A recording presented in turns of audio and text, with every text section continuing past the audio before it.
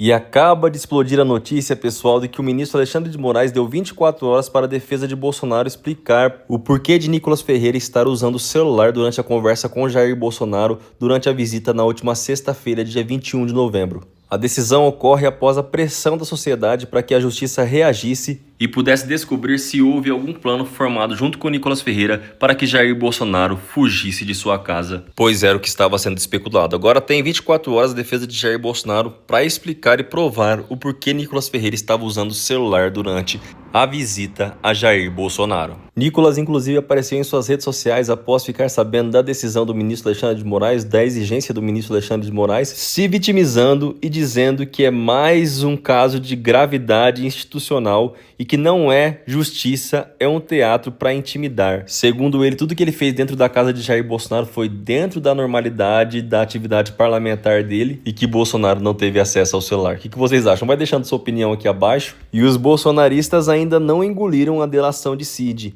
Ele virou o novo alvo dos bolsonaristas nas redes sociais após a prisão de Jair Bolsonaro. Os bolsonaristas estão surtando para cima de Mauro Cid, culpando ele agora pela condenação dos réus da tentativa de golpe de Estado, como se ele tivesse inventado alguma coisa, né, pessoal? O Cid foi o mais inteligente de todos ali, delatou e teve sua pena reduzida devido à delação. Caso não delatasse, o resultado seria o mesmo, só que com a condenação de Mauro Cid, também a mais de 20 anos de prisão. Mas ele foi mais esperto e delatou. E os bolsonaristas agora começaram a levantar hashtags indo pra cima de Mauro Cid, falando da consciência de Mauro Cid, que ele não vai conseguir dormir à noite, que ele mentiu sobre Jair Bolsonaro, que Bolsonaro é inocente e Cid inventou tudo, aquela loucura dos gados de sempre. Mensagens como a dessa bolsonarista que insinua que Cid está com consciência pesada porque fez a delação, coitadinha dela. Ou esse outro bolsonarista aqui, que disse que ele não é apenas um traidor de Bolsonaro, mas também de Heleno, Ramagem, Anderson Torres e também do povo brasileiro. Todas mais ou menos no mesmo tom, como vocês podem ver aí. Mas é claro que os militantes de esquerda não deixaram barato. Eles invadiram os posts dos bolsonaristas para elogiar a postura de Cid, como vocês podem ver nas imagens aí, de que mesmo tendo errado ao lado dos bolsonaristas, teve a decência de se arrepender. E é claro, né, foi beneficiado por isso, mas contou a verdade, assumindo sua meia-culpa, mas mostrando que o grande líder de tudo era Jair Messias Bolsonaro. E por falar em surto dos gados, os bolsonaristas surtaram com o jornalista Guga Noblat, que estava trabalhando em frente à sede da Polícia Federal em que Jair Bolsonaro estava preso, e simplesmente decidiram que iriam atacá-lo. Eles, democráticos como são, impediram o trabalho do jornalista, foram para cima dele, que teve que contar com o apoio de seguranças para sair em segurança do local. Olha só. Bora, seu petista! Vaza, seu petista! Você contribuiu pra isso aqui, viu? Com as suas mentiras. Você é um mentiroso. Você é um mentiroso. Aí, ó o petista aqui, ó. Na frente da carceragem da Polícia Federal, esse petista mentiroso. Ele e outros jornalistas que são tão criminosos como ele, contribuíram pra esse estado de coisa que tá acontecendo no Brasil. Ah, toma vergonha nessa sua cara, gado imundo. Quem tentou dar um golpe de Estado não foi o Guga Noblat, foi Jair Bolsonaro. E não adianta vocês surtarem. A pena de Jair Bolsonaro começou ontem. Então, podem chorar, espernear, gravar videozinhos que nada vai mudar. E está circulando a informação, segundo esses dois caras aí, esses dois gados, de que hoje será votada a anistia na Câmara dos Deputados. Eu não sei se esses caras estão falando a verdade, porque esses caras mentem o tempo todo, mas que após a prisão de Jair Bolsonaro, os bolsonaristas aumentaram a pressão para que a anistia fosse votada, e isso é um fato. E segundo esses caras, será votada hoje. Então é importante que prestemos atenção no que acontecerá hoje na Câmara dos Deputados, se vai ser votado ou não. Se for votado, eu vou abrir uma live, se inscreva aqui no canal, ative o sininho para recebê-la e vamos acompanhar ao vivo a derrota dos gados nesse projeto. É o que esperamos que aconteça, né, pessoal? Que os deputados coloquem a mão na consciência, se isso realmente for pautado, e derrubem essa excrescência. E eu separei esse trecho para vocês da reportagem de ontem do Jornal Nacional, mostrando que Jair Bolsonaro já era. Olha só. Bolsonaro está inelegível até 2060. Na decisão de hoje, o ministro Alexandre de Moraes fez um resumo de todo o processo. Ele rebateu os argumentos dos advogados do ex-presidente, entre eles parcialidade no julgamento, a ilegalidade da delação de Mauro Cid e o cerceamento do direito de defesa. Em seguida, destacou que Bolsonaro liderou a organização criminosa armada para a prática de crimes contra a democracia e o Estado de Direito.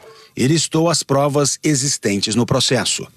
Moraes também ressaltou que não havia mais espaço para qualquer tipo de recurso que modificasse a condenação ou o tempo de pena e que, por isso, determinou o fim do processo com o início do cumprimento da pena em regime fechado. Segundo Moraes, a defesa de Bolsonaro deixou transcorrer o prazo para apresentação de novos embargos de declaração, ou seja, sem se manifestar. Assim, sendo incabível qualquer outro recurso, inclusive os embargos infringentes, a Secretaria Judiciária desta Suprema Corte certificou o trânsito em julgado do acórdão condenatório em relação ao réu Jair Messias Bolsonaro. Moraes lembrou ainda a decisão monocrática referendada no sentido de não admitir os embargos infringentes, considerando o caráter meramente protelatório, com a certificação do trânsito em julgado e determinando ao réu, o ex-presidente Fernando Afonso Collor de Mello, o imediato início do cumprimento da pena. E por fim, Moraes concluiu: diante do exposto, em virtude da defesa ter deixado transcorrer o prazo de novos embargos de declaração sem qualquer manifestação, bem como por não existir previsão legal de qualquer outro recurso, inclusive de embargos infringentes, declarou o trânsito em julgado da ação penal e determinou o início do cumprimento da pena de Jair Messias Bolsonaro em regime inicial fechado, da pena privativa de liberdade de 27 anos e 3 meses.